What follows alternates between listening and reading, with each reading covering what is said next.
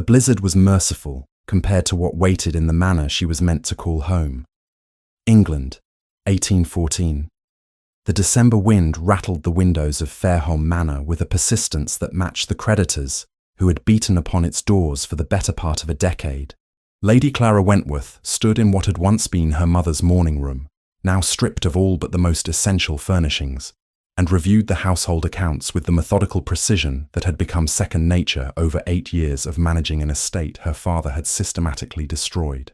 At 26, Clara possessed the kind of beauty that went unnoticed in ballrooms crowded with younger, wealthier debutantes. Her chestnut hair, worn in a simple arrangement that required no lady's maid, caught the weak winter light filtering through windows she had personally cleaned after dismissing half the staff. Her eyes, a peculiar shade between green and grey that seemed to shift with her mood, held an intelligence that made men uncomfortable and a weariness that made them look away. Miss Clara, Mrs. Hensworth's voice came from the doorway, the housekeeper's tone carrying that particular blend of sympathy and resignation that Clara had grown to recognise. Your father wishes to see you in the library. Clara set down her pen with deliberate care, though her hand trembled slightly. Her father summoned her only when he required something, and she had learned long ago that such summons rarely brought anything but additional burden. She rose, smoothing the front of her dove-grey gown, one of 3 she still possessed, that remained presentable for receiving visitors. The library had been her sanctuary once, when her mother lived, and books lined every wall from floor to ceiling. Now, half the shelves stood empty, their contents sold to pay gambling debts her father had accumulated with the same enthusiasm he once applied to fine wine and expensive horses. Viscount Edmund Wentworth sat behind the massive oak desk that had belonged to Clara's grandfather, a man who would have wept to see what his son had made of the family legacy. At 52, the Viscount retained traces of the handsome man he had been before drink and desperation had carved deep lines around his mouth and brought a tremor to his hands. He did not look up as Clara entered, his attention fixed on papers spread before him with an intensity that might have suggested business acumen if one did not know him better. Father, Clara said quietly, remaining near the door. You wish to speak with me? Sit down, Clara. His voice held an edge she recognized as defensive guilt. We have matters to discuss. She took the chair across from him, folding her hands in her lap to still their shaking. Through the window behind her father's head, she could see the overgrown gardens where her mother had once cultivated roses. Another sacrifice to necessity, another piece of beauty surrendered to survival. I have made arrangements, her father began, still not meeting her eyes. Beneficial arrangements that will secure the future of this family. What arrangements? Clara kept her voice steady, though dread pooled cold in her stomach. Lord Reginald Sutton has made an offer for your hand. War. The words came quickly, as though speed might somehow soften their impact. He is a wealthy man, Clara, recently elevated to the peerage through service to the crown. His connections are excellent, his fortune substantial. Clara's fingers tightened around each other until the knuckles whitened. Lord Sutton is 45 years old and has been widowed 3 times. Precisely why he seeks a wife of maturity and good breeding. Her father finally looked at her, his expression a mixture of pleading and stubborn determination. He understands you are past the first blush of youth. He does not expect a dowry. In exchange for the match, he will settle all outstanding debts against the estate and provide funds to restore Fairholme to prosperity. In exchange for selling your daughter like livestock. The bitterness escaped before Clara could contain it. Her father's face darkened. Do not take that tone with me. You have had your chances, Clara. 8 years of managing this household while other young ladies found husbands. You chose duty over marriage, and now duty requires this of you. The unfairness of it struck like a physical blow. She had chosen nothing. When her younger brother Henry had died of fever at 14, 8 years past, their father had collapsed into grief-stricken uselessness. Their mother had followed Henry to the grave within the year, her heart simply giving out beneath the weight of loss. Clara, barely 18 and utterly unprepared, had been left to hold together the crumbling remnants of their world, while her father sought oblivion in cards and drink. When? The word came out hoarse. The wedding is set for a few days hence. Lord Sutton has arranged a small ceremony at his estate in Northumberland. You will depart tomorrow to allow time for preparations. 3 days. Clara felt the room tilt slightly, though she remained perfectly still in her chair. Have you met Lord Sutton, father? Spoken with him beyond the arrangements? I have met him twice. He is a gentleman of business, direct in his manner perhaps, but respectable. And his wives? Clara pressed. How did they die? Her father waved a dismissive hand. Illness, I believe. Such things are not uncommon, particularly in first marriages where the lady is young, and perhaps not robust in constitution. All 3 were young. What does it matter? Irritation crept into his voice. Women die in childbirth, of fevers, of 1,000 ailments. It is the way of the world, Clara. Lord Sutton has been most forthcoming about his history. He seeks a wife of experience and sense, not another flighty girl who will succumb to the vapours at the first challenge. Clara rose slowly from her chair. When must I depart? Tomorrow at first light. Lord Sutton has sent his own carriage for you, well appointed and comfortable. He wishes you to arrive in good condition for the ceremony. Like merchandise, Clara thought, but did not say. I will prepare my things. She left the library before her father could see the tears threatening to spill. In the hallway, Mrs. Hensworth waited with that same sympathetic expression that offered comfort but no solutions. Oh, miss, the housekeeper murmured. I am that sorry. Do not be. Clara kept her voice steady through sheer will. It is as my father says. Duty requires it. But as she climbed the stairs to her small chamber, Clara's mind worked with the same analytical precision she applied to household accounts. 3 wives, all dead. Lord Sutton seeking a woman of mature years and good breeding. Her father's debts conveniently settled. And Fairholme Manor with its remote location on the Northumberland coast. Rocky shores, perfect for ships seeking to avoid official notice. She had read enough of her grandfather's naval journals to recognize strategic value when she saw it. What business, she wondered, required a wealthy merchant to acquire not just wives, but the coastal properties they brought with them? The journey north took 2 days through increasingly bleak countryside. Lord Sutton's carriage proved as comfortable as promised, but Clara took no comfort from the fine appointments or the silent coachman who answered none of her questions.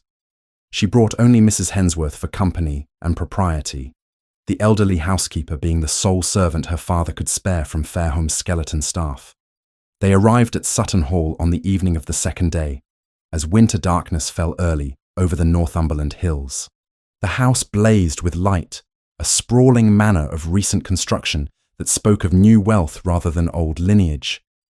Lord Sutton himself greeted them at the entrance, and Clara felt her skin prickle with instinctive wariness. He was tall and broad-shouldered, his evening clothes impeccably tailored to disguise a frame that had run slightly to excess. His face held a peculiar quality of studied handsomeness, as though he had carefully cultivated an appearance designed to inspire confidence rather than genuine attraction. When he smiled, his eyes remained cold and assessing. Lady Clara, he said, bowing over her hand with practiced courtesy. What a pleasure to finally meet my intended bride. I trust your journey was not too taxing. It was quite comfortable, thank you. Clara withdrew her hand as soon as politeness allowed. Your carriage is very fine. I believe in surrounding myself with quality. His gaze travelled over her in a manner that made her feel inventoried rather than admired. You are precisely as your father described. Sensible, composed, well-bred. We shall suit admirably. A manservant appeared to escort Mrs. Hensworth to the servants' quarters, and Clara found herself alone with Lord Sutton in the grand entrance hall. The house around them hummed with activity, preparations for the wedding feast already underway, despite the ceremony not being until the morning after next. Come, Sutton said, offering his arm. You must be hungry after your travels. I have arranged a small dinner party this evening. Just a few local families, nothing too overwhelming. They are eager to meet the future Lady Sutton. Clara had no choice but to accept his arm, though her stomach churned at the contact. As he led her deeper into his house, she studied everything with the attention to detail her grandfather had taught her. The furnishings were expensive but oddly impersonal, as though purchased in bulk rather than collected over generations. Portraits on the walls depicted strangers, likely acquired along with the house itself. Nothing suggested a man who valued history or sentiment, only one who understood the appearance of respectability. The dinner party proved as uncomfortable as Clara had feared. Lord Sutton seated her at his right hand and spent the evening presenting her to neighbours who responded with varying degrees of curiosity and poorly concealed pity. She was introduced as a woman of excellent family who had devoted herself to managing her father's estate, a description that made her sound more like a housekeeper than a bride. Between courses, Clara observed the other guests with growing unease. They deferred to Sutton with a wariness that went beyond normal respect for wealth. When he spoke, others listened with the attentiveness of those who feared giving offence, and more than once she caught whispered conversations that ceased abruptly when she drew near. "If you will excuse me," Clara said as the ladies withdrew after dinner. "I find myself quite fatigued from travel. Might I retire early?" "Of course, my dear." Sutton's smile never reached his eyes. "Rest well. Tomorrow we shall discuss the arrangements for the ceremony. I have engaged a dressmaker to attend you in the morning. Your father mentioned you came with limited wardrobe."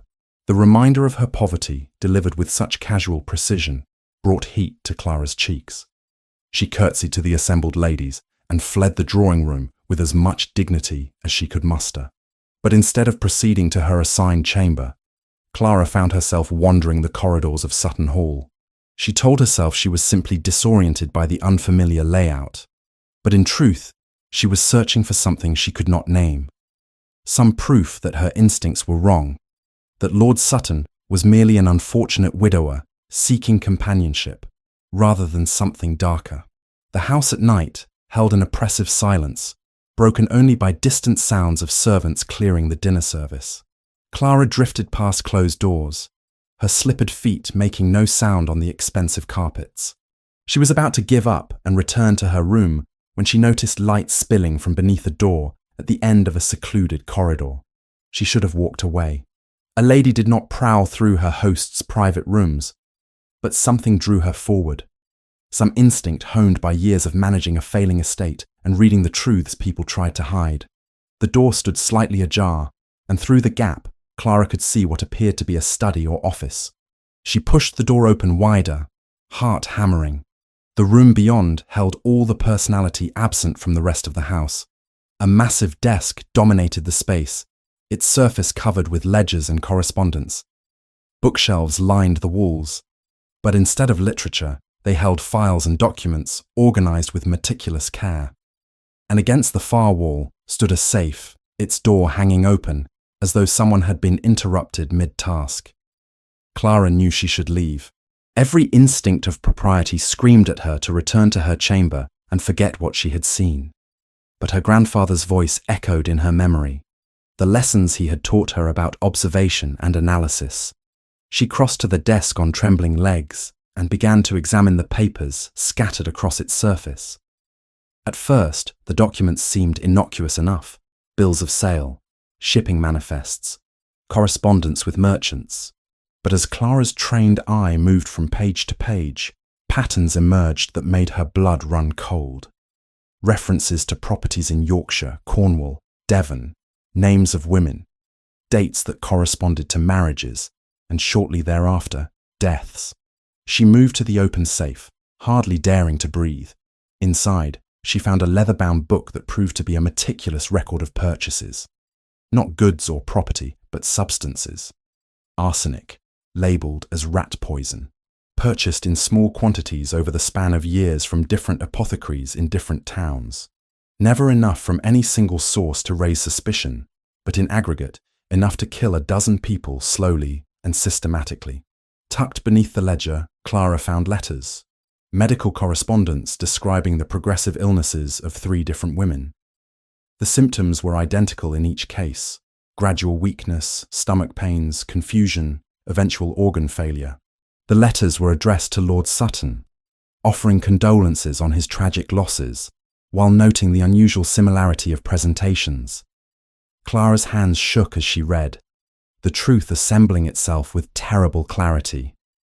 Sutton had not been unlucky in marriage. He had been methodical. Each wife had brought property to the union, coastal holdings that shared one characteristic.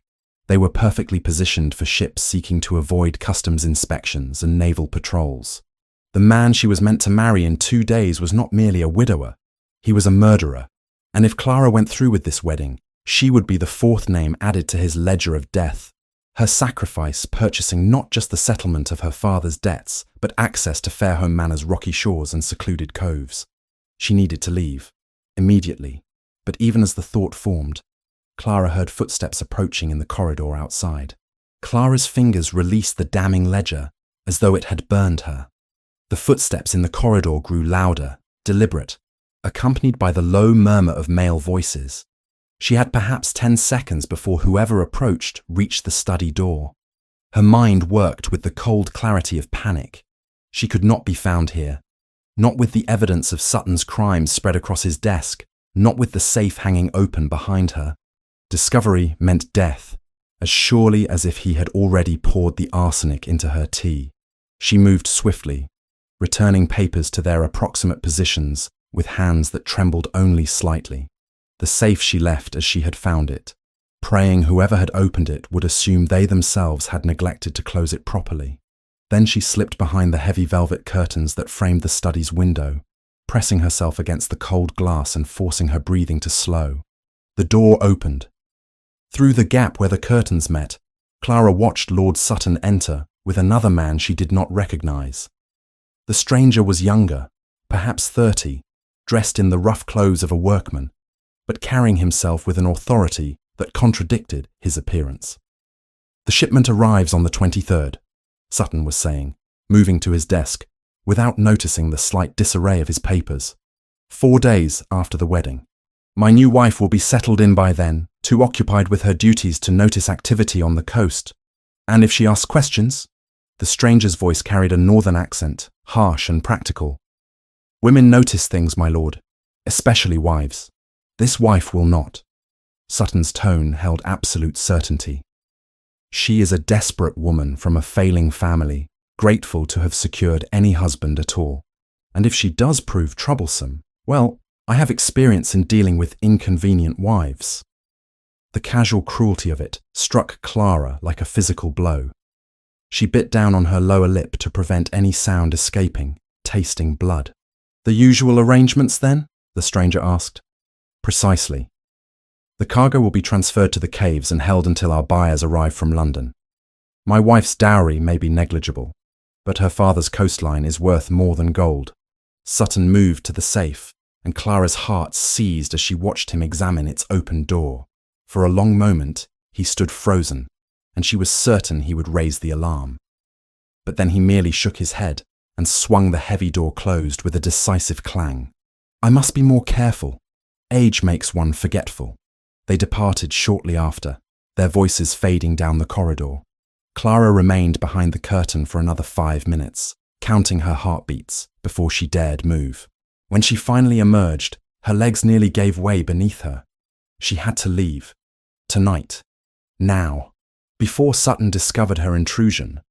Before the wedding bound her legally to a man who had murdered 3 women and planned to make her the 4th. Clara made her way through the darkened corridors to her assigned chamber with the care of a woman walking through a house of predators. Mrs. Hensworth lay sleeping in the small adjoining room, exhausted from the journey. Clara could not wake her, could not endanger the elderly woman by involving her in flight. She would have to go alone. She changed quickly into her travelling dress, the warmest garment she possessed, and pulled on her heavy winter cloak. From beneath the mattress, she retrieved the small bag of coins she had saved over years of managing Fairholme's accounts, money her father knew nothing about. It would not take her far, but it might buy passage somewhere, anywhere away from this house of death. The kitchen door proved easier to open than she had feared, its lock old and simple. Clara slipped into the night and made her way to the stables by moonlight, her breath forming clouds in the freezing air. Above, the sky had taken on that peculiar heavy quality that promised snow. The stables held a dozen horses, all fine animals that reflected Sutton's wealth. Clara chose the fastest-looking gelding, a tall bay with intelligent eyes that did not shy from her approach. She had grown up around horses, had learned to ride before she could properly read, and her hands were steady as she saddled the animal with equipment that bore Sutton's crest worked in silver. "Forgive me," she whispered to the horse as she led it from its stall. "But I need you more than your master does tonight." She had meant to walk the horse clear of the house before mounting, to avoid the sound of hoofbeats alerting the household. But as she emerged from the stable into the courtyard, she saw lamplight flare in an upper window of the house. Someone was awake. Someone might look out and see her. Clara swung herself into the saddle with desperate haste and urged the horse into a gallop. Behind her, she heard shouts, but they were quickly swallowed by the thunder of hooves and the wind that had begun to rise with alarming strength. The first snowflakes struck her face like needles of ice. The gelding was fast and sure-footed, carrying her away from Sutton Hall at a pace that would have been reckless in daylight and was nearly suicidal in darkness with snow beginning to fall. But Clara had no choice except to trust the animal and pray. She did not know these northern lands, had only the vaguest notion of direction beyond a way. The snow intensified with frightening speed. Within an hour, visibility had diminished to mere yards. Clara could no longer see the landscape around her, could only trust that the horse was following some path or road. Her hands had gone numb on the reins despite her gloves, and ice formed on her eyelashes, forcing her to blink constantly to clear her vision. The gelding stumbled on ground gone treacherous with snow, caught itself, stumbled again. Clara felt the animal's growing exhaustion, the way its gait had become uneven. They needed shelter, needed to stop, but stopping meant freezing, meant being found when Sutton's men came looking. The third time the horse stumbled, it did not recover. Its foreleg caught in something hidden beneath the snow, and the animal went down with a scream that cut through the wind. Clara had just enough warning to throw herself clear, landing hard in a drift that softened the impact but drove the breath from her lungs. She lay stunned for a moment, the world reduced to white chaos and the pounding of her own heart. Then survival instinct took over. She struggled to her feet, fought her way through snow already knee-deep to where the gelding thrashed in panic. The horse had thrown the saddle, its leg clearly injured, though she could not tell how badly in the blizzard's fury. "Go!" Clara shouted over the wind, slapping the animal's flank. "Go home! Save yourself!" Whether the horse understood or simply followed its own instinct, it lurched to its feet and limped away into the storm, quickly disappearing into the white curtain. Clara watched it go with a despair so profound it felt physical. She was alone now, on foot, in a blizzard, in unfamiliar territory with no shelter and no hope of being found by anyone who meant her well. She began to walk. There was nothing else to do. The wind drove snow into her face with such force that she had to turn sideways, stumbling forward in what she prayed was a consistent direction. Her feet lost sensation within minutes. Her hands, even tucked into her cloak, ached with cold that transcended pain and became something almost peaceful in its totality. Time lost meaning. Clara moved through a world that had become abstract, white on white on white, with only the burning of her lungs and the diminishing strength in her legs to mark its passage. She fell twice, 3 times, each time forcing herself upright through sheer will, because to stay down was to die. When she saw the dark shape emerging from the whiteness ahead, she thought at first it was a hallucination, but as she staggered closer, the shape resolved into something solid. A structure, a building, a cabin of some kind, small and partially buried in drifts, but real. Clara reached the door and found it unlocked, the simple latch yielding to her frozen fingers. She fell inside more than entered, collapsing onto a floor of rough wood that felt solid and blessedly out of the wind. The cabin was dark and barely warmer than outside, clearly long abandoned, but it had walls and a roof, and that was enough. She meant to get up, to search for anything that might help her. Perhaps there would be wood for a fire, or blankets, or food. But her body had reached its limit. The cold that had driven her forward now dragged her down with irresistible weight. Clara's eyes closed against her will. Her last conscious thought that at least if she died here, It would be from the clean cold of nature rather than Sutton's poison. She did not know how much time passed before she became aware, dimly, of warmth. Not the warmth of her own body, which had stopped shivering and gone ominously still, but external warmth. Heat against her face. And sound. The crackle of flames. The rustle of movement. Clara's eyes opened to slits, vision blurred and uncertain. A man knelt beside her, his face half-shadowed by firelight. Strong hands were removing her sodden cloak with efficient care. She tried to speak, to protest, but her throat produced only a rough whisper. "Be still," a deep voice said, commanding but not unkind. "You are safe. I am going to warm you, but you must not fight me. Do you understand?" Clara managed the smallest nod. The man wrapped her in what felt like heavy wool, blankets or a coat, she could not tell.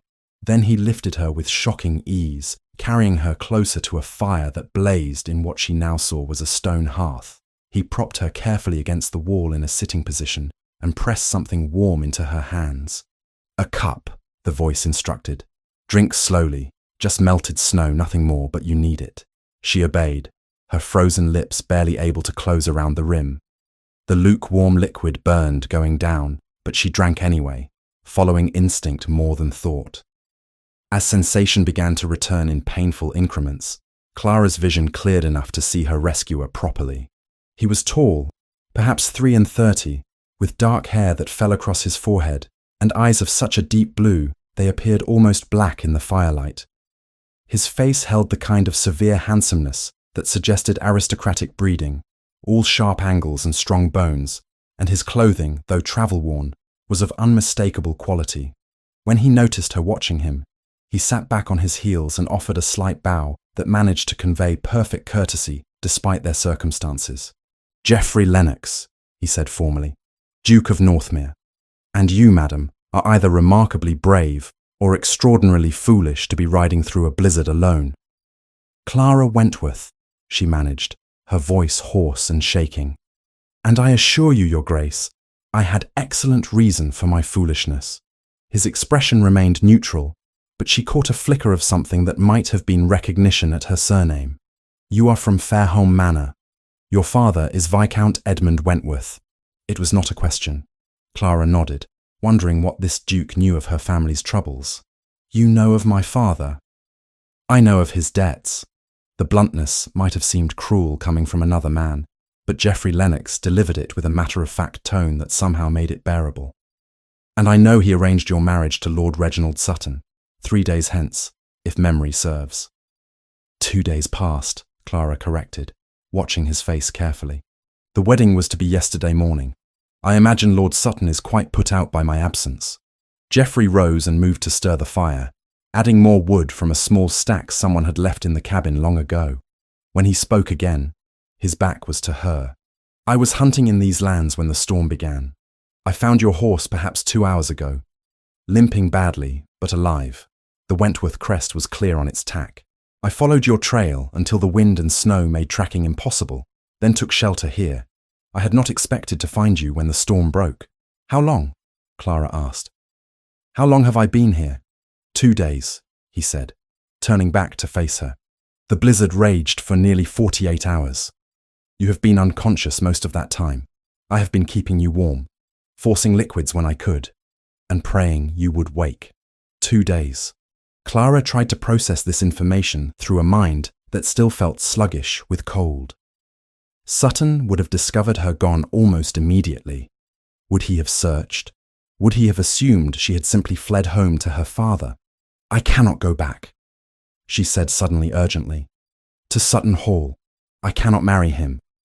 Your Grace, I must tell you something, and I know it will sound mad, but I swear to you it is true." Geoffrey returned to his position beside her, his expression alert and focused. "Tell me." And so Clara did. The words came in a rush, tumbling over one another as she described her accidental discovery of Sutton's study, the ledgers detailing arsenic purchases, the medical letters describing identical illnesses in 3 different wives, the conversation she had overheard about smuggling operations planned for her family's coastline. She held nothing back, her urgency overriding any concern for propriety or caution. When she finished, Geoffrey was silent for a long moment. Clara braced herself for disbelief. For the dismissal she had expected from her father but never received. Instead, the Duke nodded slowly. "I have heard rumours," he said quietly. "In London, in the clubs where men speak freely over brandy and cards, Lord Sutton's fortune grew remarkably during the war years, far beyond what legitimate shipping ought to have generated. And yes, there was talk of his wives. 3 women dead in just over a decade, all young, all from families with coastal holdings. The rumours were never quite loud enough to demand investigation, but they existed. You believe me?" Clara heard the disbelief in her own voice. "I have seen men do far worse for far less." Geoffrey's expression hardened. "War teaches you that human nature has depths most people prefer not to acknowledge. A man who would poison 3 wives for property and profit is neither unusual nor unbelievable, merely evil." The validation, coming from a stranger who had no reason to take her part, brought tears to Clara's eyes that had nothing to do with the cold. "What do I do now? I cannot return to my father. He will simply deliver me back to Sutton. I have nowhere to go, no resources beyond a handful of coins." "You have one resource," Geoffrey said firmly. "Me. Lord Sutton will not touch you while you are under the protection of a duke, and I intend to ensure that the man answers for his crimes." Clara stared at him, searching for signs of insincerity or ulterior motive, but his expression held only determination and something that might have been anger, though not directed at her. "Why would you help me? We are strangers." "Because," Geoffrey said simply, "I have spent years watching innocent people suffer while those with power and position escape justice. I find I have developed a profound distaste for it." The storm had passed during the night, leaving behind a silence so absolute it felt almost oppressive. Clara woke to find pale sunlight filtering through gaps in the cabin's shuttered windows, illuminating dust motes that danced in the cold air. Her body ached in ways she had not known were possible, every muscle protesting movement. But she was alive and warm beneath the heavy wool blankets Geoffrey had wrapped around her. The Duke himself sat near the door, his back against the rough wooden wall, apparently keeping watch. He had removed his great coat to use as part of Clara's bedding, leaving him in shirt sleeves and waistcoat despite the cold. When he noticed her stirring, he rose with the fluid grace of a man accustomed to physical exertion. "You should rest longer," he said, moving to check the fire. "Your body has been through considerable trauma." "How long was I truly unconscious?" Clara asked, struggling to sit upright despite the protest of her muscles. "You said 2 days, but I cannot remember anything after collapsing. Nearly 48 hours, with brief periods of semi-wakefulness." Geoffrey added more wood to the flames with economical movements that suggested long practice. "You spoke occasionally, though not coherently. Mostly you called for someone named Henry." Pain lanced through Clara's chest at the mention of her brother's name. "He died 8 years ago. Fever took him when he was 14. I suppose when one is near death, the mind returns to other losses. I am sorry." The simple words carried genuine sympathy. To lose a sibling is to lose part of oneself. "I understand that particular grief." Clara studied him more carefully in the daylight. Geoffrey Lennox possessed the kind of face that revealed little of what lay beneath, all sharp planes and controlled expression. But something in his tone suggested he spoke from experience rather than polite formula. "You mentioned inheriting your title unexpectedly. Your brother. 3 years passed. A hunting accident, they called it. Though I have always harboured doubts." He turned from the fire to face her directly. "Edward was an excellent horseman and knew those woods intimately. For his mount to throw him precisely where the fall would prove fatal seemed remarkably convenient for certain parties who benefited from his death." "You believe he was murdered?" Clara heard the shock in her own voice. "I have no proof. Only suspicions born of knowing the men who stood to gain from my family's weakened position." Geoffrey's expression hardened. "Edward's death left the dukedom to me, a second son with no training in estate management, fresh from war, and unprepared for the responsibilities thrust upon me. There were those who thought they could manipulate the situation to their advantage. But they failed. It was not a question. Clara could read success in the way he carried himself. the quiet confidence that spoke of a man who had mastered challenges that would have destroyed lesser individuals. Eventually, he moved to sit across from her, keeping a respectful distance. But it took 2 years of brutal learning and several costly mistakes before I understood what Edward had known instinctively. I still feel inadequate to the task most days, though I have learned to hide it well. The admission surprised Clara. She had assumed a duke, particularly one with military background, would possess absolute confidence in all matters. "You were a colonel, you said." "In His Majesty's army, yes. I served in Portugal and Spain, under Wellington. 5 years of war teaches many skills, but none of them particularly applicable to agricultural management or parliamentary politics." A wry smile touched his austere features. "I can track an enemy through hostile territory and survive on minimal rations, but those abilities prove less useful when negotiating with tenant farmers over crop rotations. Yet you are managing." Clara heard the certainty in her own words. "Or you would not have the resources to maintain hunting lodges in Northumberland while your main estate lies elsewhere. Northmere is in Cumberland, a day's ride north under good conditions." Geoffrey gestured vaguely in what Clara assumed was the correct direction. "And yes, I am managing, though success feels perpetually provisional. But tell me about you, Lady Clara. Your father's debts are common knowledge in certain circles, yet you speak of managing his estate for 8 years. That suggests considerable skill." Clara felt heat rise in her cheeks. Whether from embarrassment at praise or anger at her father's public disgrace, she could not say. "Someone had to take responsibility after my mother died. My father proved incapable of managing anything beyond his next card game or bottle. I learned by necessity rather than talent. Necessity often proves the best teacher." Geoffrey's gaze remained steady on her face. "How did you learn? Most young ladies are not educated in estate management. My grandfather." The memory brought both warmth and ache. "Captain Richard Hathaway, my mother's father. He retired from naval service when I was 10 and came to live with us at Fairholme.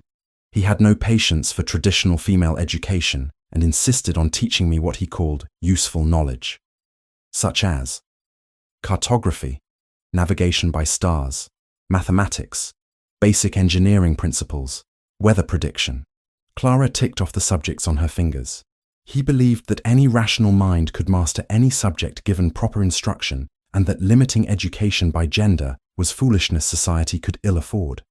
"My mother disapproved, but my father was too distracted to care, so the lessons continued until grandfather's death when I was 16.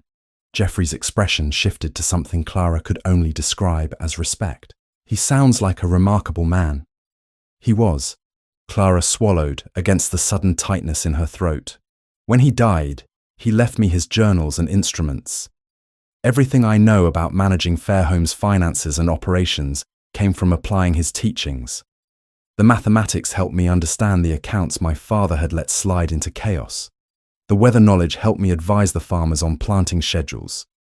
Even the navigation proved useful when I needed to verify property boundaries and water rights. And yet your father arranged to marry you to Sutton." Geoffrey's tone held carefully controlled anger. "Selling your expertise along with coastal access, never mind what it might cost you personally." Clara looked away, uncomfortable with the sympathy she heard beneath his words. "He is desperate. Desperation makes men blind to everything except escape from their immediate problems. I cannot entirely blame him, though I also cannot forgive him for refusing to investigate Sutton's background more thoroughly." They sat in silence for a moment, the fire crackling between them. Clara became aware suddenly of the impropriety of their situation. She had spent days alone with a man to whom she was not related, unchaperoned, in circumstances that would destroy her reputation if society learned of them. Yet she found she cared remarkably little. Scandal seemed abstract and distant compared to the immediate reality of survival and the unexpected comfort of Geoffrey's steady presence. "Your ankle," Geoffrey said, breaking the silence. "May I examine it? I have some field experience with injuries." Clara hesitated, then nodded. He moved closer, his touch impersonal but gentle, as he carefully removed the makeshift bandage he had apparently applied while she was unconscious. The ankle had swollen to nearly twice its normal size. the skin mottled with bruises that ranged from deep purple to sickly yellow. "You twisted it badly when the horse fell."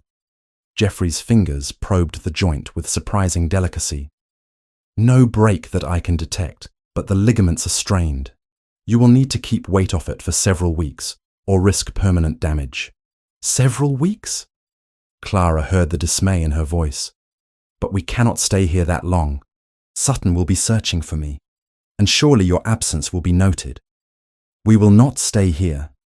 Geoffrey retrieved what looked like strips torn from his own shirt and began rewrapping her ankle with expert efficiency. "But you will not be walking anywhere for some time. Once the worst of the swelling reduces and I judge the weather stable enough for travel, I will carry you to Northmere. It is perhaps 15 miles from here, manageable in a day if we move carefully." The thought of being carried such a distance mortified Clara. "That is unreasonable. Surely we could fashion some kind of crutch, or I could ride if we found horses." "You could do permanent damage to your ankle attempting either." Geoffrey's tone brooked no argument. "I have carried wounded men much heavier than you across terrain far more difficult than this. Do not let misplaced pride cripple you for life." He spoke with such matter-of-fact certainty that Clara found her protests dying unspoken. She watched him complete the bandaging, noting the calluses on his hands and the small scars that marked his forearms. These were not the soft hands of a gentleman who spent his days in drawing rooms. These were the hands of a man who had done hard labor and harder violence. "Tell me about the war," she said impulsively. "If we are to be confined here together, we might as well know something of each other beyond names and circumstances." Geoffrey sat back, his expression becoming distant. "What would you know? Why you joined? What you saw? Why you left?" Clara met his gaze steadily. "The truth, not the polite stories one tells in ballrooms." For a moment, she thought he would refuse. Then he nodded slowly. "Very well. Truth deserves truth. I joined because Edward was the heir, and I was the spare with nothing useful to occupy my time. War seemed preferable to idleness. What I saw was mud and blood, and men dying for causes they barely understood, while those who sent them remained safe in London. And I left because inheriting a dukedom takes precedence over military service, no matter what one might prefer." "You would have preferred to stay?" Clara asked softly. "I would have preferred my brother to live." The admission came rough and painful. "But failing that, yes, I would have stayed. War is terrible, but it is honest. You know your enemy. You understand your objective. Victory and defeat are clearly defined. The aristocratic world I returned to is none of those things. Everyone smiles while concealing daggers. Objectives shift based on social advantage rather than principle. Victory is measured in influence and alliance rather than ground held or battles won." Clara understood that sentiment more than he likely realized. "Yet you have survived it for 3 years." "Survival is not the same as comfort." Geoffrey rose and moved to the cabin's small window, peering out at the snow-covered landscape. "But we do what duty requires, do we not? You managed a failing estate for 8 years.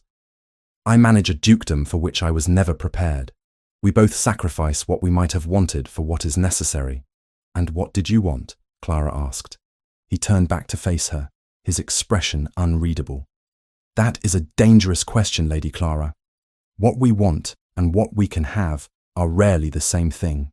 Before she could respond, Geoffrey moved to a corner of the cabin and retrieved something Clara had not noticed before. A leather satchel, worn but well made, which he carried back to the fireside. From it, he withdrew what appeared to be dried meat, hard biscuits, and a small flask. "Field rations," he explained, seeing her curious expression. "I learned during the war to never travel without adequate supplies. We have enough for perhaps 3 more days if we are careful." He divided the food meticulously, giving Clara the larger portion despite her protests. As they ate, Clara became aware of just how hungry she was, how the cold and fear had depleted her body's resources. The food tasted of salt and smoke and nothing else, but it was sustenance and therefore precious. After they had eaten, Geoffrey began systematically exploring the cabin's contents. It was larger than Clara had initially realized, with a small loft above, and what might once have been a storage area partitioned off by a rough curtain. He climbed to the loft and descended with several items: an old wool blanket that smelled of must and mice, a coil of rope, and something that made him pause. Look at this. He unrolled a piece of oiled cloth to reveal a map, hand-drawn and yellowed with age. This cabin was not just a hunter's shelter. This was a way station. Clara leaned forward as he spread the map on the floor between them. Her grandfather's training allowed her to interpret the markings quickly. These are smugglers' routes. See the notations here and here. They indicate tide times and patrol schedules, and this symbol represents caves or hidden storage. Caves that connect to the coast. Geoffrey traced a line with his finger. This entire region is riddled with them, carved out by water over centuries, perfect for moving contraband from ships inland without using roads where revenue officers might intercept. Clara felt pieces of the puzzle clicking into place. Sutton's smuggling operation. This is how they do it. Ships land in hidden coves. Goods are transferred to the caves, then moved inland through this network to avoid detection. And your family's coastal holdings provide access to precisely this area. Geoffrey's expression had hardened. Sutton did not just want you, Clara. He wanted your inheritance, the land itself, and the access it provides to a criminal network that has likely operated here for generations. The enormity of it settled over Clara. She had escaped not just a murderer, but a man whose ambitions extended far beyond personal violence. Sutton was part of something larger, something that involved ships and cargo and connections that reached into who knew what powerful circles. "What do we do?" she asked quietly. Geoffrey carefully re-rolled the map and tucked it into his satchel. "We use this. Evidence of smuggling routes, combined with what you saw in Sutton's study, should be sufficient to interest certain parties in London who investigate such matters. But first, we need to get you somewhere safe. Somewhere Sutton cannot reach you, no matter what resources he commands." "Northmere," Clara said. "Northmere," Geoffrey confirmed. "Under the protection of a duke, you become untouchable. Sutton may have wealth and connections, but he lacks title and legitimate standing. In the eyes of the law, my word will carry far more weight than his." It should have brought comfort, but Clara found herself troubled by an uncomfortable thought. "Why are you doing this? Truly, you barely know me. Taking me under your protection will bring you nothing but complications. Sutton will make trouble if he can.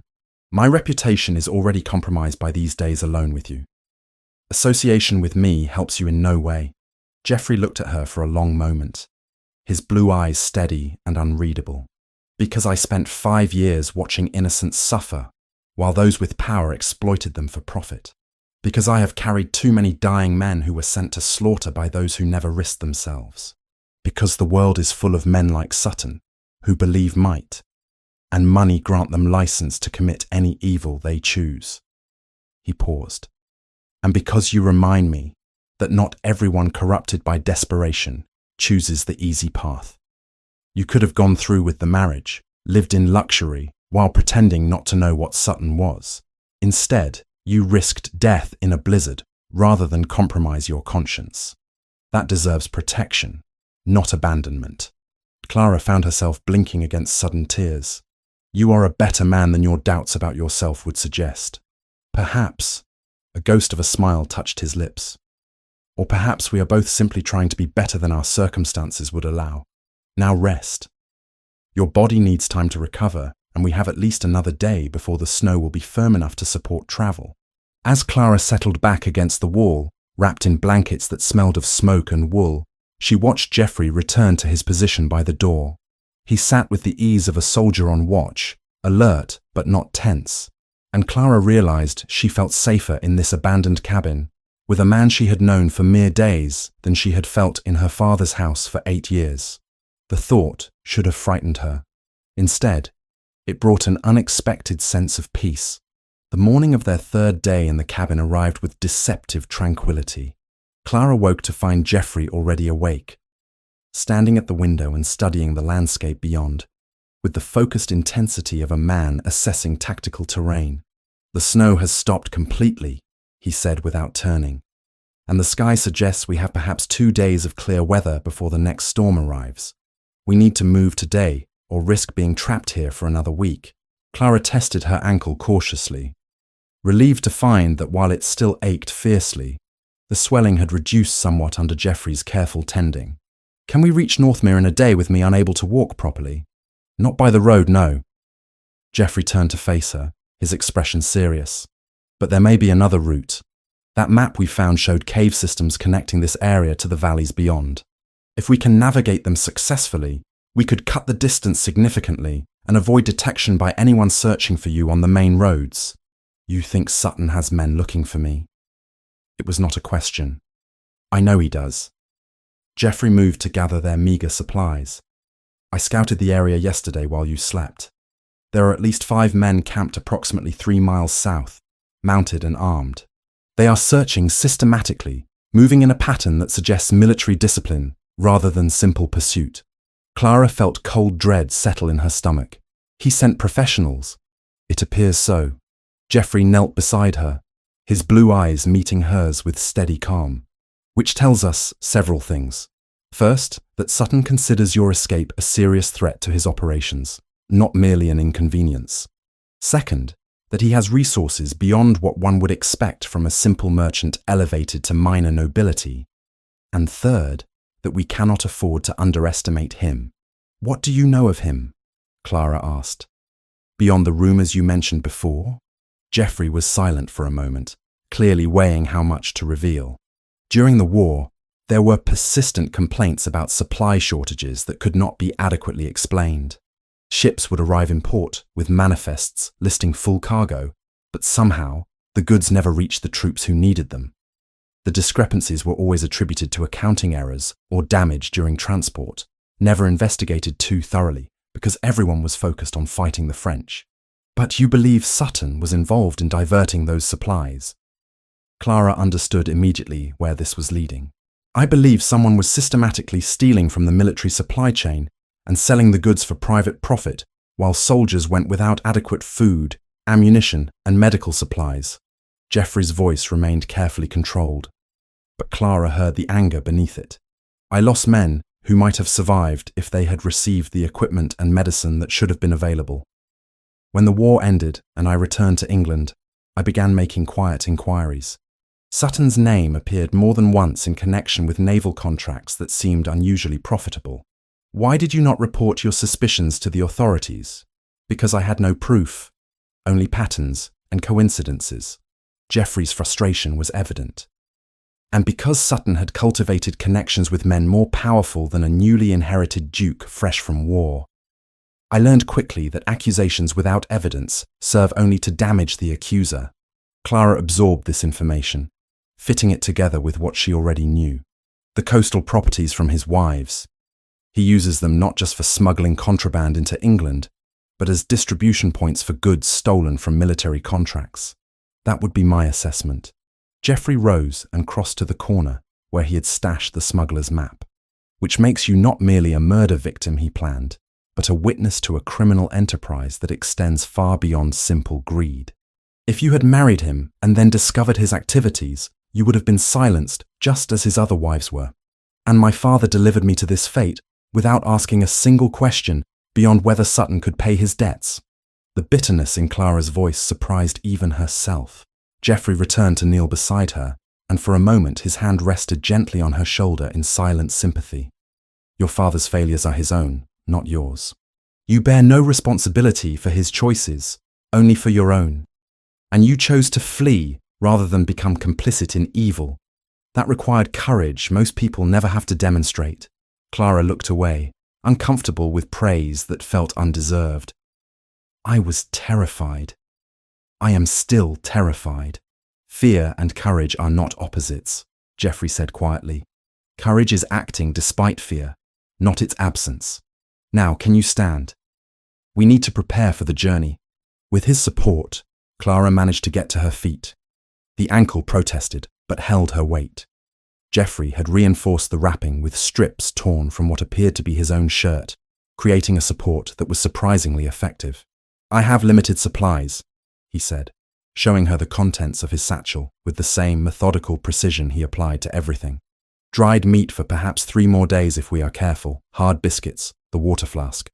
I have my flint and steel for fire if needed, though we must use it sparingly in the caves to preserve our air quality. And I have this. He withdrew a small knife, well made, but clearly a tool rather than a weapon. Not much for defense, but it will serve if necessary. You said the caves might cut our travel time, Clara prompted. How certain are you that we can navigate them successfully? Not certain at all, Geoffrey admitted with characteristic honesty. But the alternative is attempting to reach Northmere by road while injured and pursued by armed men who know this territory better than we do. The caves offer concealment and a route Sutton's searchers may not anticipate. It is a calculated risk, one you would not take if you were travelling alone. Clara met his gaze steadily. I am slowing you down. You could move faster without me, reach Northmere safely, and send help back. I will not leave you. The words came flat and absolute, allowing no argument. We travel together, or not at all. Something in Clara's chest tightened at the simple certainty in his voice. She had spent 8 years surrounded by people who viewed her primarily as a resource to be managed or a problem to be solved. Geoffrey saw her as a person deserving protection for no reason beyond her humanity. The contrast was almost painful. Then we go through the caves, she said firmly. And we move as quickly as my ankle allows. Geoffrey fashioned crude torches using branches he had been drying by the fire, wrapping them with strips of oiled cloth from the smuggler's map, covering and coating them with pine resin he had collected from trees outside. The result would burn irregularly and produce considerable smoke, but it would provide light in the absolute darkness of the caves. Before they left, Geoffrey helped Clara into his great coat, which was far too large for her but provided crucial warmth. He kept his waistcoat and shirt, claiming military training had accustomed him to cold that would incapacitate civilians. Clara suspected this was more chivalry than truth, but accepted the coat gratefully. The cave entrance lay approximately half a mile from the cabin, concealed behind a formation of rocks that would be invisible to anyone not specifically searching for it. Snow had drifted across the opening, and Geoffrey had to dig for several minutes before revealing a gap barely wide enough for them to squeeze through. Once we enter, there is no guarantee we will find another exit, he warned. The map suggests multiple passages, but it is old and may be inaccurate. If we become lost, we could die in darkness far from help. I understand the risks. Clara studied the black opening with trepidation, but also determination. Let us proceed. Geoffrey lit one of their precious torches, and they entered the mountain's heart. The passage started narrow and low, forcing them to stoop, Clara leaning heavily on Geoffrey's arm as her injured ankle struggled with the uneven floor. But after perhaps 50 yards, the tunnel opened into a chamber large enough to stand upright. Geoffrey held the torch high, and Clara caught her breath at what the flickering light revealed. The cave stretched beyond the reach of their illumination, its ceiling lost in darkness above. Stone formations hung like frozen waterfalls, and the walls bore the unmistakable marks of water that had carved this space over millennia. But what caught Clara's attention were the human traces scattered throughout the chamber. Look there! She pointed to what appeared to be wooden barrels, their staves rotted and collapsed, but still recognizable. And there, marks on the walls. Geoffrey moved closer to examine the markings, running his fingers over symbols carved into the stone. Smuggler's code, he said. Directional indicators, tide warnings, moon phases. This cave system has been used for contraband operations for decades at minimum, perhaps centuries. They moved deeper into the cave, Geoffrey marking their path by scratching arrows on the walls with a piece of charcoal from the cabin's fire. Clara found herself drawing on her grandfather's teachings, interpreting the geological formations to estimate their direction of travel and the likely presence of water that might indicate proximity to the surface. We are moving roughly northeast, she said after they had travelled for perhaps an hour, and descending gradually. If the map was accurate, we should encounter a junction soon where the passage splits into 3 directions. The junction appeared exactly as she had predicted, and Clara felt a small surge of satisfaction at having correctly read the terrain. But the satisfaction faded quickly as they stood before the 3 dark openings, each identical and equally uninviting. The map indicated the leftmost passage leads toward the coast, Geoffrey said, studying the ancient paper in the torchlight. The center passage goes deeper into the mountain system, possibly toward old mining operations. The right passage should angle back northeast toward the valleys where Northmere lies. Should, Clara repeated, but you are not certain. Nothing about this is certain. Geoffrey looked at her seriously. This is your last opportunity to turn back. We could return to the cabin and wait for the weather to improve enough for road travel. Clara thought of the armed men searching systematically through the snow, of Sutton's cold eyes and colder calculation, of the 3 women who had died slowly from poison because they had trusted the wrong man. We continue, she said firmly. The right passage toward Northmere. They had travelled perhaps another hour when Geoffrey stopped suddenly, his hand raised for silence. Clara froze, straining her ears. At first, she heard nothing beyond the drip of water somewhere in the darkness and her own breathing. Then it came, faint but unmistakable. Voices echoing through stone passages, impossible to determine direction or distance, but definitely human and definitely male. Geoffrey extinguished their torch with swift efficiency, plunging them into absolute darkness, so complete Clara could not see her own hand before her face. His fingers found hers in the blackness, squeezing once in reassurance. Then he guided her carefully to what felt like a narrow opening in the passage wall. They squeezed into what Clara's groping hands identified as a small side chamber, barely large enough for both of them to stand pressed against its back wall. Geoffrey positioned himself between her and the entrance, his body a shield, and they waited in darkness while the voices grew gradually louder. Clara counted 5 distinct male voices, speaking in rough northern accents that suggested working men rather than gentlefolk. Torchlight began to flicker against the walls of the main passage, throwing grotesque shadows that danced and merged. "Tracks end here," one voice said, frustrated and tired. "Snow's too disturbed to tell which way they went. If they went anywhere," another responded. "Could be dead in a drift somewhere.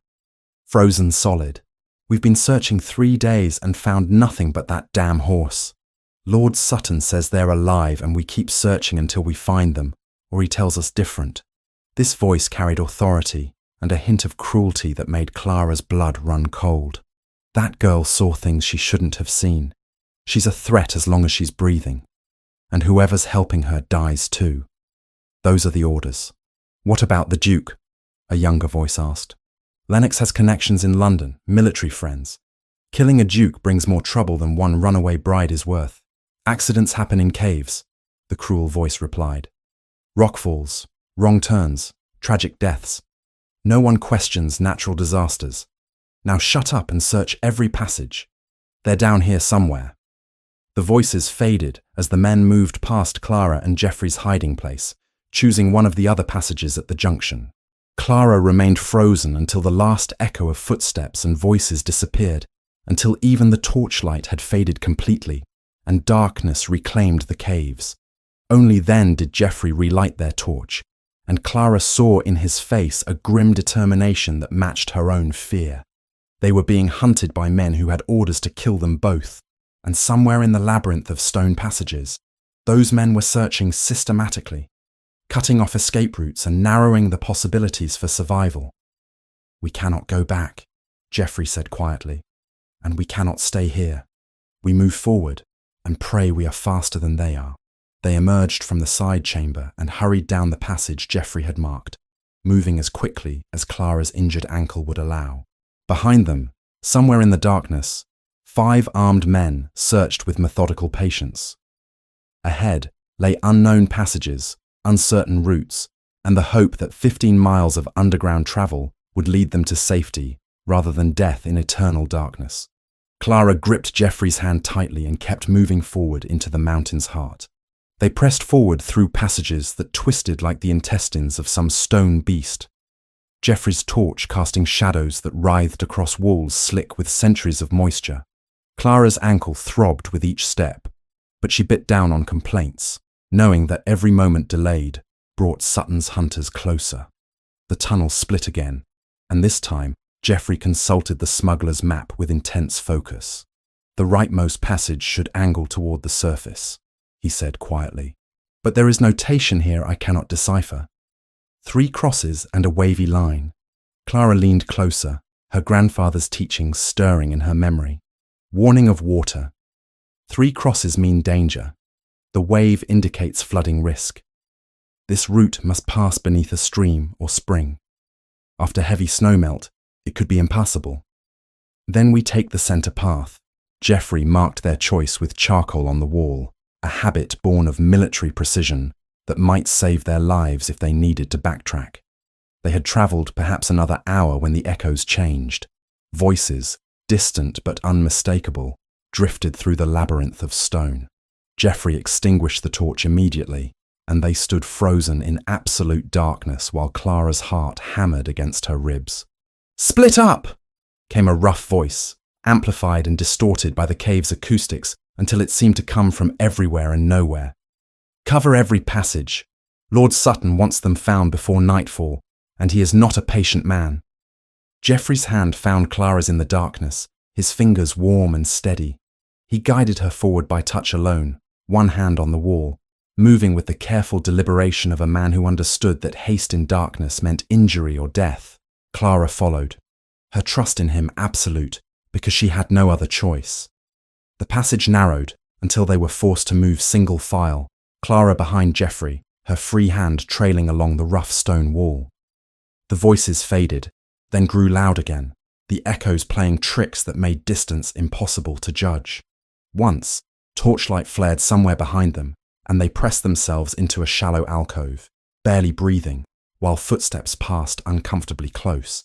When the danger receded, Geoffrey whispered against her ear, his breath warm in the cold air. "We cannot outrun them if they spread through every tunnel.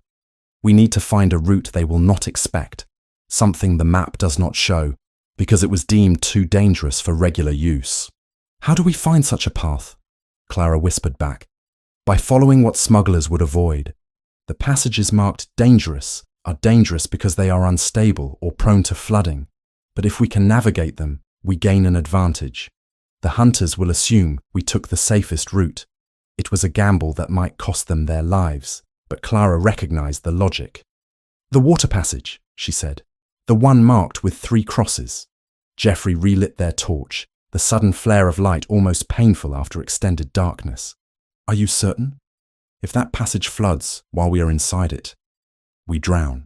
If we stay on the main routes, Sutton's men will find us." Clara met his gaze steadily. "I would rather risk drowning than face whatever death he has planned." They backtracked to the junction and entered the forbidden passage. Almost immediately, Clara understood why smugglers had marked it dangerous.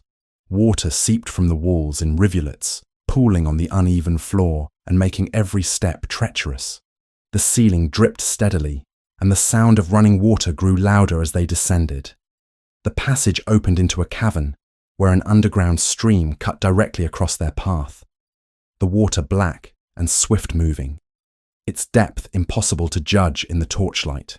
The ceiling here was low, forcing them to stoop, and the air held a damp chill that penetrated to the bone. "We need to cross," Geoffrey said, studying the water with a soldier's assessment of tactical challenges. "The passage continues on the far side. I can see the opening, but I cannot tell how deep the current runs." Clara knelt at the water's edge, extending her hand cautiously. The stream was perhaps 10 feet across, narrow enough to cross if the footing proved secure. She picked up a loose stone and dropped it into the water. It struck bottom with a hollow thunk, suggesting a depth of perhaps 3 feet, manageable if they moved carefully. "I will go first," Geoffrey said, handing her the torch. "If I make it across safely, I will guide you." Before Clara could protest, he stepped into the stream. The water rose to his knees, then his thighs as he moved toward the center. His boots slipped on the smooth stone bottom, and for a terrible moment, Clara thought he would fall, but he caught himself and continued with exaggerated care. When he reached the far side, he turned and extended his hand back toward her. "Your turn. Move slowly and test each step before committing your weight."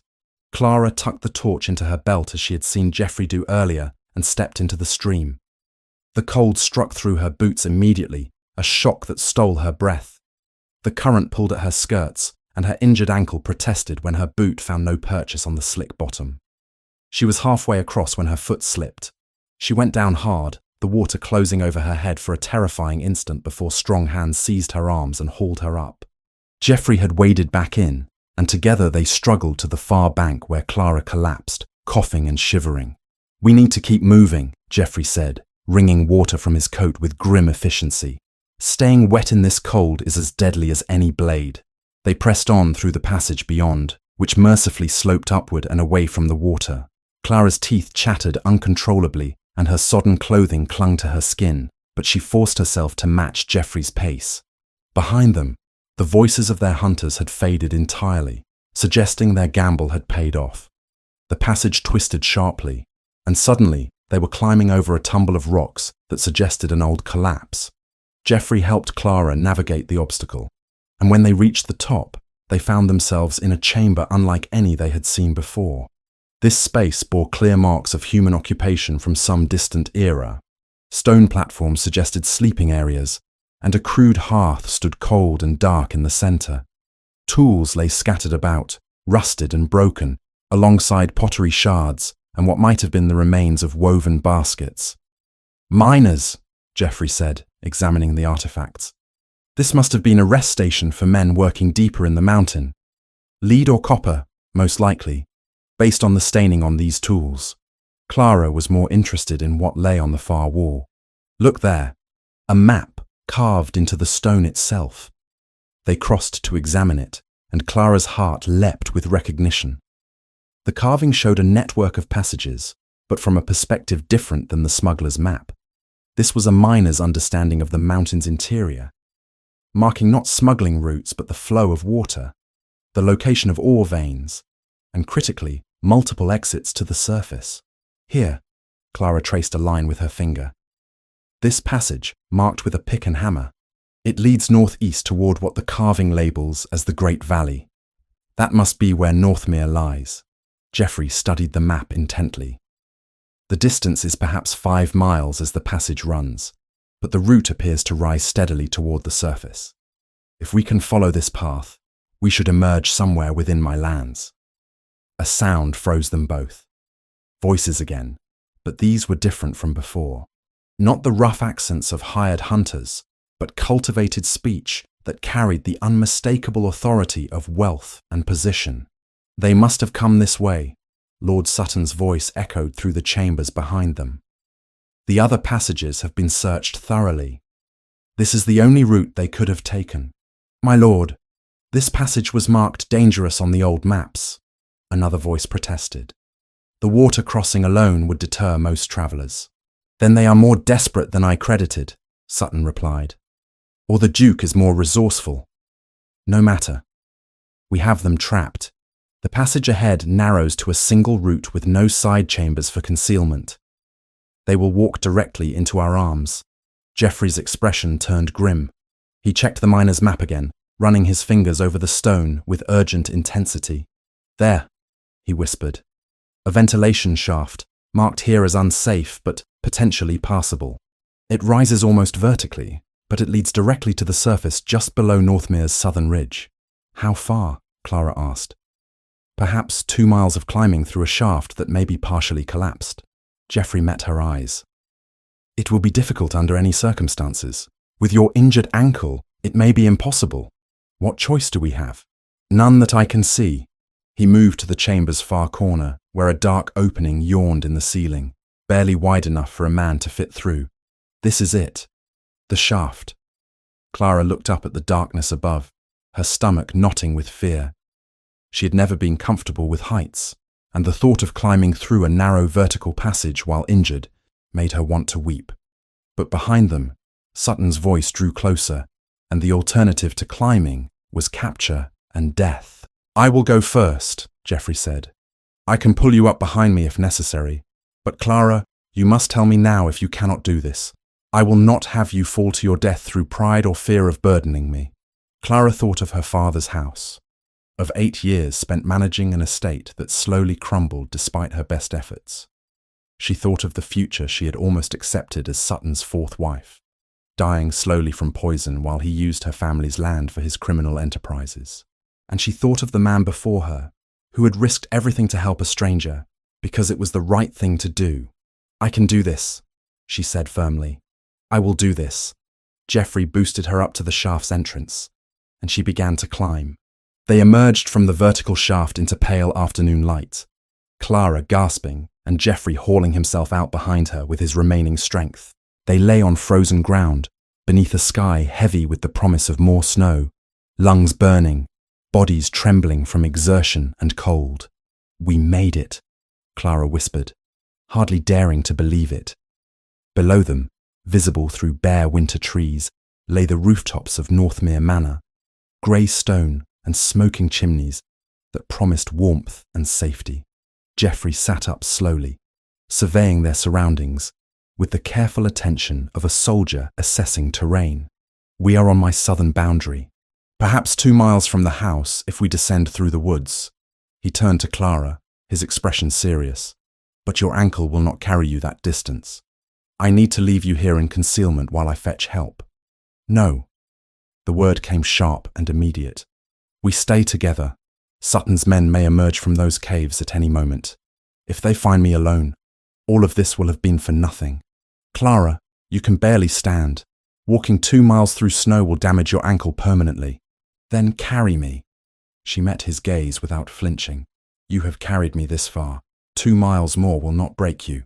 Something shifted in Geoffrey's expression, a war between practical assessment and what might have been admiration. "You are the most stubborn woman I have ever encountered." "Good. Now help me up before we both freeze to death." He lifted her with surprising gentleness, cradling her against his chest as he had in the cabin days before. Clara wrapped her arms around his neck and tried not to think about how natural it felt to be held by him, how her body fit against his, as though designed for precisely this purpose. They descended through woods thick with pine and oak, Geoffrey moving with careful deliberation to avoid obstacles hidden beneath the snow. Clara watched his face as he walked, noting the lines of exhaustion around his eyes, the set of his jaw that spoke of determination overriding pain. He had not slept properly in days, had given her his coat and the larger portions of their meagre food, had fought to keep her alive when abandoning her would have been easier and safer. "Why?" she asked suddenly. "You could have left me in that cabin with directions to Northmere and reached safety days ago. Why risk yourself for someone you barely know?" Geoffrey's steps did not falter, but his arms tightened fractionally around her. "Because I have seen what happens when good people do nothing while evil flourishes.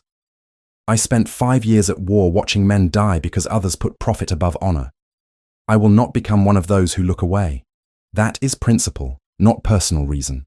He looked down at her then, his blue eyes intense in the winter light. "Is it not enough that you deserve protection? Must there be some deeper motive?" "Most people require one." Clara's voice came soft. "Then perhaps I am not most people." Geoffrey returned his attention to the path ahead. "Or perhaps the truth is that in helping you, I am attempting to atone for the times I failed to help others when I should have. War leaves debts that can never be fully repaid, only balanced through subsequent actions." They had nearly reached the edge of the woods when voices carried through the cold air. Geoffrey froze, then moved quickly behind a thick stand of evergreens, setting Clara carefully on the ground behind their shelter. Through the branches, they could see the manor's grounds, and moving across them, a group of men Clara did not recognize.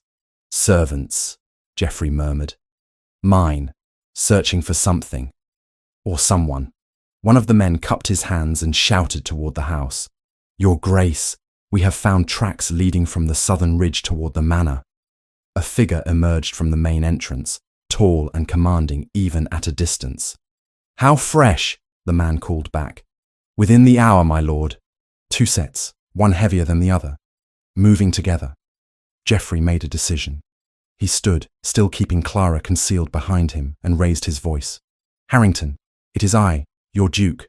Cease the alarm and fetch Dr. Hartford immediately.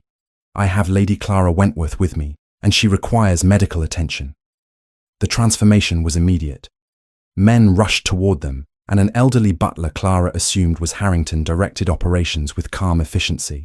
Within moments, Geoffrey was relieved of his burden and Clara found herself being carried by 2 footmen toward the manor, while the butler fussed over Geoffrey's condition with evident concern. "Your Grace, you look half dead. Where have you been these 4 days? We have had search parties combing the countryside." "I will explain everything shortly, Harrington. But first, ensure Lady Clara is settled comfortably and Dr. Hartford summoned. She has a badly sprained ankle and has endured considerable hardship." They entered Northmere Manor in a flurry of activity. Clara had a confused impression of elegant rooms, fine furnishings, and servants moving with organized purpose before she was carried up a grand staircase to a chamber that took her breath away. The room was easily 3 times the size of her entire quarter at Fairholme, decorated in soft blues and creams with a massive bed draped in silk. A fire already blazed in the hearth, and within minutes, a middle-aged woman appeared with an army of maids carrying hot water, towels, and fresh clothing. "I am Mrs. Dawlish, the housekeeper," the woman said briskly but not unkindly. "His Grace has instructed that you be made comfortable immediately. These girls will help you bathe and dress, while we await Dr. Hartford." Clara wanted to protest the fuss, but her body betrayed her with violent shivers that would not be controlled. She allowed herself to be helped from her filthy, torn clothing and into a copper bath filled with water so hot it burned. The pain of warming frozen flesh was excruciating, but gradually sensation returned, and with it, the full weight of what they had endured. She had escaped Sutton. She had survived blizzard, caves, pursuit, and injury. She was alive, and she was safe in the house of a duke who had risked everything to ensure her survival. The tears came then, hot and unstoppable, and Mrs. Dawlish made soothing sounds, while the maids pretended not to notice their new mistress weeping in the bath. Dr. Hartford arrived while Clara was being dressed in borrowed clothing that hung loose on her frame. He was an elderly man with kind eyes and gentle hands, who examined her ankle with thorough professionalism. "Badly sprained, but not broken," he pronounced. "You must keep all weight off it for at least 3 weeks, my lady, or risk permanent damage. I will bind it properly and leave instructions for daily care." 3 weeks, Clara repeated in dismay. "But surely I cannot impose on His Grace's hospitality for so long." The doctor's eyebrows rose. "My dear, from what little Harrington has told me, His Grace has no intention of allowing you to leave until he is satisfied you are fully recovered and safe from whatever danger drove you here. Now lie still while I work." Clara spent 5 days recovering under Dr. Hartford's care before her father arrived at Northmere. 5 days of comfortable isolation in the blue chamber, of meals brought on silver trays, of Mrs. Dawlish's efficient kindness, and Geoffrey's daily visits that had become the highlight of each day. He would arrive mid-morning after attending to estate business, settling into the chair beside her bed, with reports of progress and conversation that ranged from books to agriculture, to his efforts to contact authorities in London about Sutton's criminal activities. These visits lasted an hour or more, and Clara found herself looking forward to them with an intensity that troubled her as much as it pleased her. On the afternoon of the 5th day, Harrington announced with his usual formality that Viscount Edmund Wentworth had arrived and requested audience with his daughter. Clara's stomach clenched with an emotion she could not quite name. Dread, certainly, but also anger that had been building since she first fled Sutton Hall. "Show him in," she said, arranging herself more upright in the chair where she had been reading.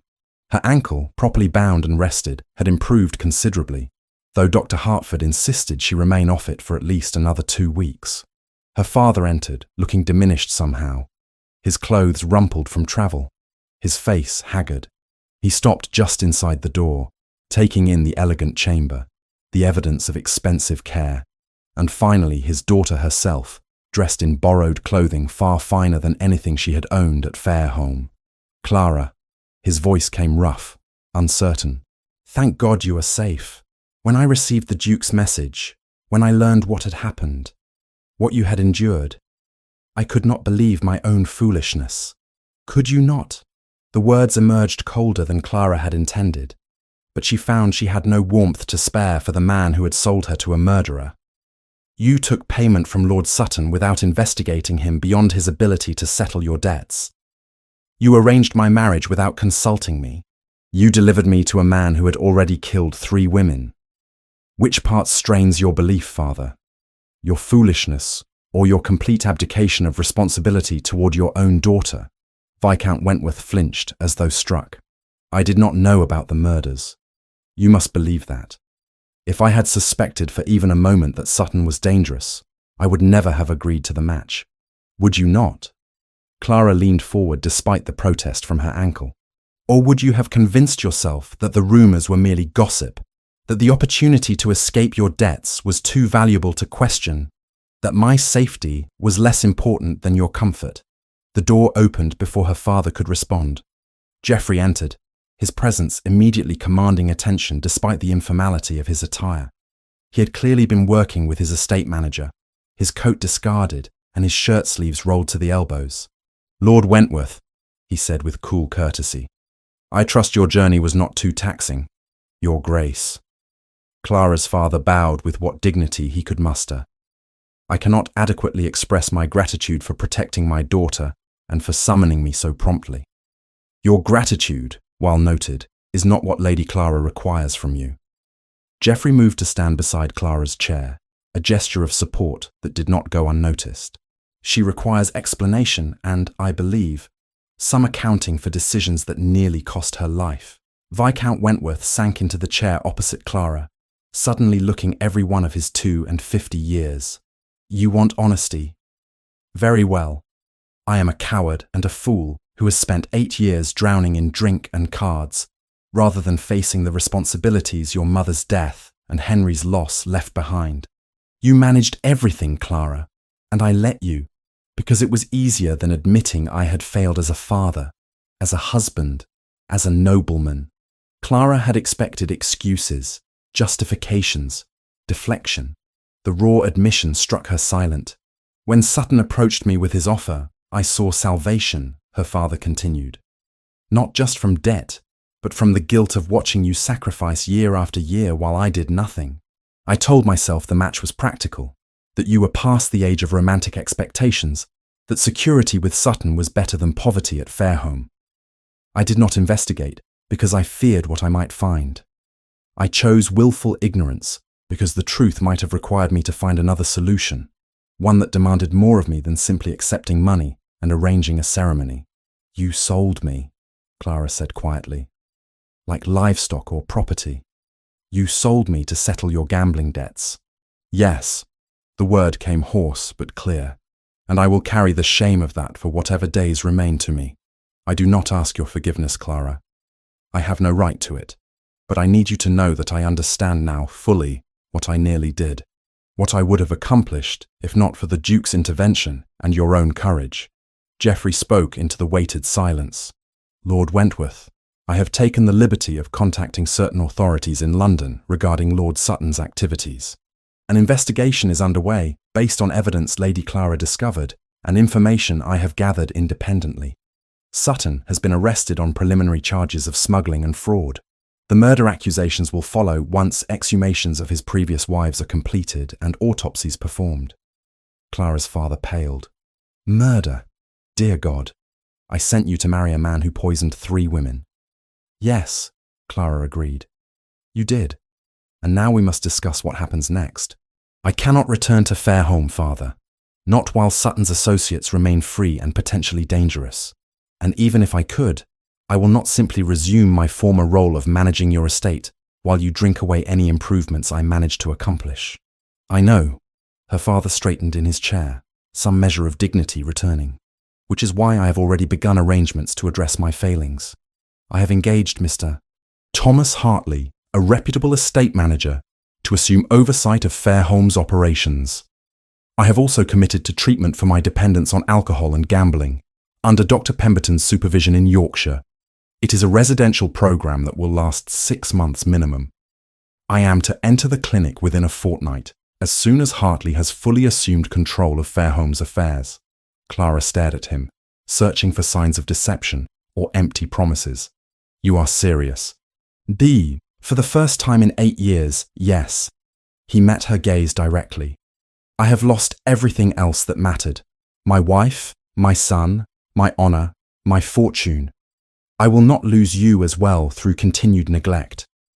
The Duke has generously offered to cover the costs of Hartley's management and my treatment in exchange for first option to purchase certain parcels of Fairholme land that border his own holdings.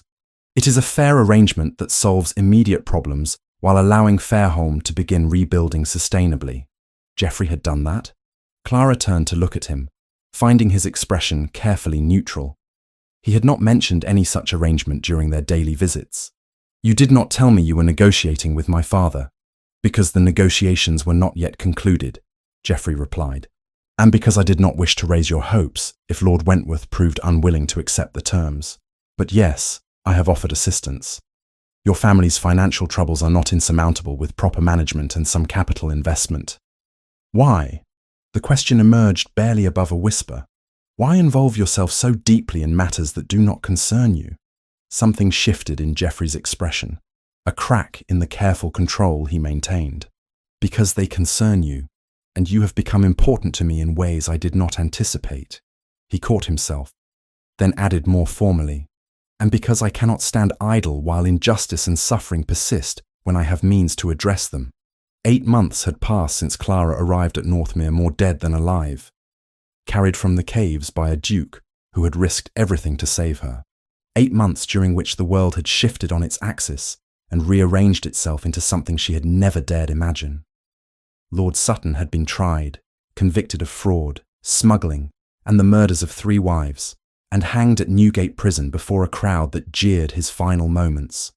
The evidence Clara discovered, combined with Geoffrey's meticulous investigation and testimony from former associates who turned on their employer once his arrest made cooperation profitable, had proven overwhelming. Justice, slow and imperfect as it was, had been served. Clara's father had completed 4 months of his treatment program in Yorkshire and wrote regularly, letters that showed a clarity of thought and genuine remorse she had not seen from him in years. Mr. Hartley's management of Fairholme had stabilised the estate's finances, and modest profits were beginning to accumulate. Recovery would take years, but the trajectory had changed from collapse to cautious optimism. And Clara herself had changed most of all. She stood now in Northmere's extensive library, a room that had become her sanctuary during the long months of recovery and rediscovery. Books lined every wall from floor to ceiling, a collection that reflected 3 generations of ducal scholarship. Geoffrey had given her unlimited access with the casual generosity that characterized everything he did, and Clara had devoured volume after volume with the hunger of someone long denied intellectual stimulation. "You are thinking too hard again." Geoffrey's voice came from the doorway, warmth and amusement threading through the words. "I can see the concentration from across the room." Clara turned, unable to suppress the smile that came whenever he appeared. "I was considering the agricultural treatise you recommended. The section on crop rotation has applications for Fairholme's southern fields, but the soil composition differs enough that modifications would be necessary." "Then you should write to Hartley with your recommendations." Geoffrey crossed to where she stood, his movements as confident and controlled as ever, but with an ease around her that had developed gradually over months of daily companionship. "Your father has given you full authority to advise on estate management. Use it." "My father's transformation still astonishes me," Clara admitted. "I expected broken promises and backsliding. Instead, his letters suggest genuine change. People can change when they truly wish to and have sufficient motivation." Geoffrey reached past her to retrieve a book from the shelf, his arm brushing hers in the process. The contact, brief and possibly accidental, sent warmth through her that had nothing to do with the fire burning in the library's hearth. "Your near death provided your father with motivation he had lacked for years. Sometimes we require catastrophe to recognize what we stand to lose." Clara studied his profile as he examined the book, noting the strong line of his jaw, the slight creases at the corners of his eyes that deepened when he smiled. 8 months of proximity had made his face as familiar to her as her own, but familiarity had not bred contempt or indifference. Instead, she had watched admiration deepen into something far more dangerous. She was in love with Geoffrey Lennox, Duke of Northmere, hopelessly, completely, terrifyingly in love with a man who had saved her life and offered her friendship, but never suggested anything more. "What troubles you?" Geoffrey asked, his attention shifting from the book to her face with the perceptiveness that characterized his nature. "Nothing," Clara lied, then corrected herself. "Everything. I've been here 8 months, Geoffrey. Living in your house, eating your food, wearing clothing you purchased for me, reading your books, occupying your time with my presence. I cannot continue imposing on your generosity indefinitely." Something shifted in his expression, a tension that had not been there moments before. "Is it an imposition? I was not aware you felt constrained." "That is not what I meant." Clara struggled to articulate feelings she had been avoiding for weeks. "You have been nothing but kind and generous. This place, your household, our daily conversations, they have become more home to me than anywhere I have ever lived. But that is precisely the problem. I am becoming too comfortable here, too dependent on something that cannot last." "Why can it not last?" The question came quiet, but weighted with meaning Clara dared not interpret. "Because I am the daughter of a viscount whose estate is barely solvent, living on charity in the house of a duke." Clara forced herself to meet his gaze. "Because society already whispers about the scandal of my extended stay here, even with Mrs. Dawlish's scrupulous chaperoning. Because every day I remain, I make it harder for you to find a proper duchess worthy of your title." Geoffrey set the book aside with deliberate care. "And if I have already found the woman I wish to make my duchess?" Clara's heart stuttered. "Geoffrey, do not jest about such things." "I am not jesting." He moved closer, his blue eyes intense with an emotion that made it hard for Clara to breathe. "I have spent 8 months watching you transform my house into a home, watching you reorganize my library with a system far superior to what existed before, listening to your insights on estate management that have improved Northmere's operations measurably, debating philosophy and literature and agricultural reform until the candles burn down to nothing. And every day, I have fallen more deeply in love with your mind, your strength, your quiet courage that survived what would have broken most people." "You love me?" The words emerged barely above a whisper. "So profoundly I cannot imagine my life without you in it." Geoffrey took her hands in his touch warm and steady. "I know our beginning was unconventional. I know I have no right to ask this after you have endured so much trauma associated with forced marriage. But Clara, if you could find it in yourself to consider, not now, but perhaps in time, I would be honored beyond measure if you would consent to become my wife." Clara stared at him, her mind struggling to process what he was offering. Not a business arrangement like her father had negotiated with Sutton. Not duty or obligation or necessity, but choice, freely given and freely received. "I need to understand something first," she said carefully. "Are you proposing because you genuinely want me as your wife? Or because you feel responsible for my situation and believe marriage is the only way to protect my reputation?" "I am proposing because the thought of you leaving Northmere to live elsewhere is unbearable," Geoffrey replied without hesitation. "Because I want to spend every remaining day of my life arguing with you about books and listening to your ideas and watching you make the world more logical and efficient through sheer determination. Because you are my equal in every way that matters, and I have no desire to marry anyone else." "Equal," Clara repeated, focusing on that word. "You believe that. I know that." Geoffrey's expression softened. "You managed a failing estate for 8 years while your father descended into addiction. You discovered evidence of murder and had the courage to flee rather than become complicit. You survived a blizzard and days in caves while injured. You have more strength in your smallest finger than most men possess in their entire being. Yes, Clara, equal, in intelligence, in courage, in determination. I would be fortunate beyond deserving if you agreed to stand beside me as my Duchess." Tears Clara had not realized were forming spilled over, and Geoffrey released one of her hands to brush them away with surprising gentleness. "I have frightened you. Forgive me. Take all the time you need to consider. I ask only that you not leave Northmere until you have decided. I could not bear to lose you to well-meaning concern about propriety or misplaced worry about imposing." You have not frightened me, Clara managed. You have given me hope for something I thought impossible. A partnership rather than subjugation. Choice rather than obligation. Then, is your answer yes? Hope flickered across Geoffrey's austere features. Clara thought of her grandfather teaching her navigation by the stars, telling her that any rational mind could master any subject. She thought of 8 years spent managing Fairholme alone, of nearly dying in a blizzard, of climbing through caves while hunted. She thought of Geoffrey carrying her through snow, of his steady presence during recovery, of conversations that challenged and delighted her in equal measure. My answer is yes, she said clearly. But I have conditions. Geoffrey's mouth curved into a smile. I would expect nothing less. Name them. First, I continue advising Hartley on Fairholme's management until my father proves capable of resuming responsibility. That estate is my grandfather's legacy, and I will not abandon it. Agreed. Second, I have equal say in Northmere's management decisions. You value my insights, you said. Then let me contribute as a true partner, not merely an ornament to grace your table at dinner parties. Agreed enthusiastically. Third, we establish a school on Northmere lands for girls who wish to learn practical skills beyond needlework and drawing, mathematics, cartography, basic engineering. The education my grandfather gave me that society considers inappropriate. Geoffrey laughed, pure joy in the sound. Agreed with admiration.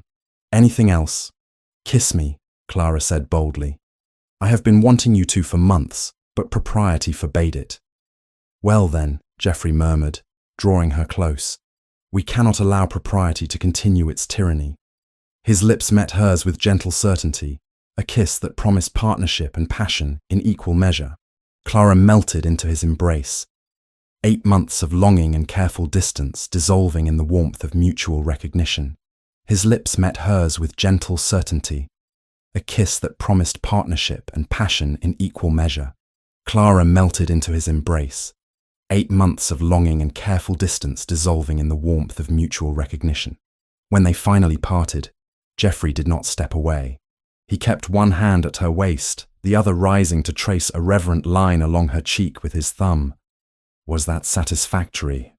He murmured, his mouth still curved in a smile. Or shall I need to practice? Clara laughed, the sound lighter than she had heard from herself in years. Practice would not be unwelcome. Clara laughed, the sound lighter than she had heard from herself in years. Practice would not be unwelcome. They were married 6 weeks later in Northmere's chapel. Clara wearing silk the colour of winter sky, and Geoffrey looking at her as though she had hung the stars themselves. Her father attended, sober and clear-eyed, walking her down the aisle with tears streaming down his face.